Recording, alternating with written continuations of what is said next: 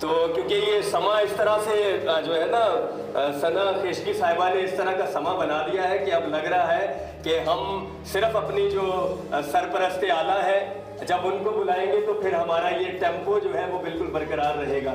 تو بغیر دیر کیے ہوئے، کیونکہ جو ہے ہماری، جب میں نے کہا کہ ہر مرد کے پیچھے ایک عورت کا ہاتھ ہوتا ہے، تو یہاں ہمارے سرپرست اعلیٰ جناب اسد سعید خان صاحب بیٹھے ہوئے ہیں، جنہوں نے زندگی کے تمام تر جو میرا خیال ہے کہ جو سفر گزارے ہیں، وہ میرا خیال ہے کہ اپنی اولاد اور بیوی کو جو ہے وہ تھوڑا سا دور رکھ کر اور لوگوں کے لیے اور قوم کے لیے اور نسل انسانیت کے لیے ہمیشہ کام کیا.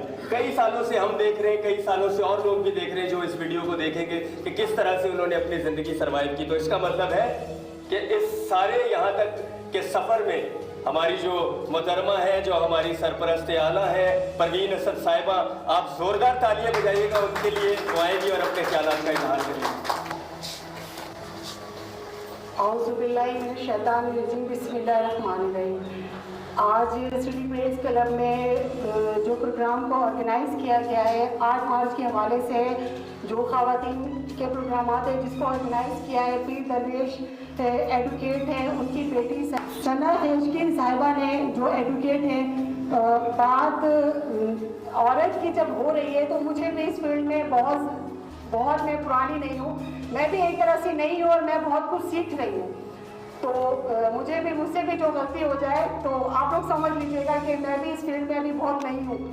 تو میں یہ کہنا چاہوں گی کہ دیکھیں، عورت اور مرد دونوں ایک گاڑی کے 2 پہیے ہوتے ہیں.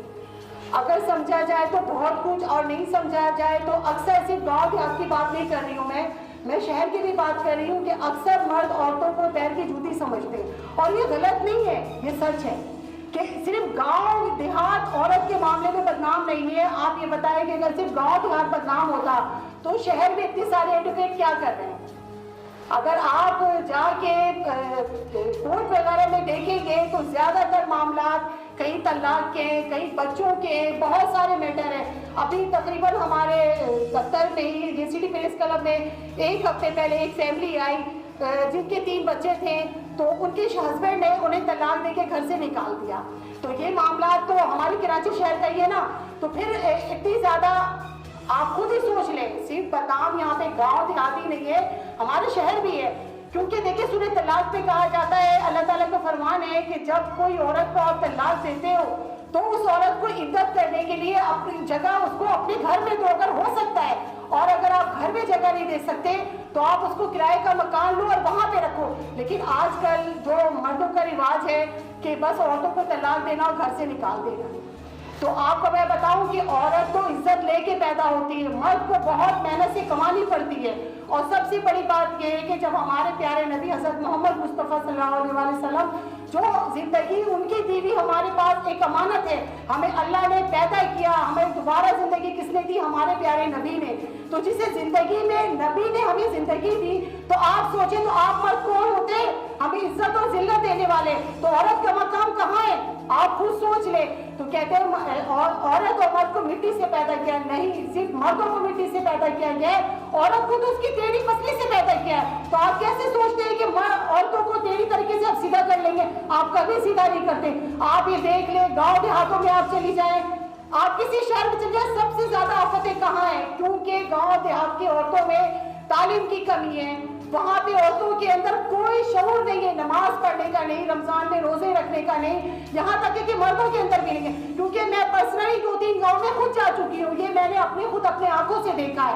اب وہ چاہے کسی بھی قوم کا گاؤں ہو، لیکن گئی تو ہنر ہے. تو کہتے ہیں نا کہ عورتوں کو عزت دینے کے لیے مردوں کو اگر سکھایا جائے تو بھی وہ مردی کیا چیز ہے. تو میں آپ کو بتا دوں کہ اپنی زندگی آسان کریں، بہت آسان کریں. اگر آپ اپنے گھر کی پہلے تو شروعات آپ اپنے گھر سے لے کریں، اپنے گھر کی عورتوں کو عزت دیں، اپنی بیٹیوں کو عزت دیں. آپ پھر کیسے محسوس کر سکتے ہیں کہ جب آپ اپنے گھر کے ماں بہنوں کو عزت نہیں دے رہے، بیوی کو عزت نہیں دے رہے، تو آپ باہر کس طرح سے توقع رکھتے ہیں کہ آپ کی بیوی کو کوئی عزت دے گا؟ کوئی بھی آپ کی بیوی کو عزت نہیں دے گا. یہ آپ کے ہاتھ ہے.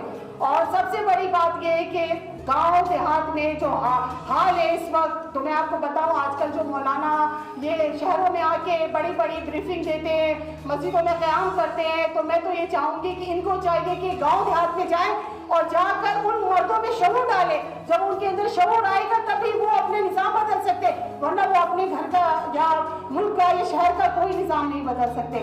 کیونکہ عورت کو عزت اللہ نے دی ہے، اور جس کو اللہ عزت دیتا ہے اس کو اگر آپ ذلت دیں گے نا تو وہ قوم کا یہ حال ہوگا جو حال ہو رہا ہے.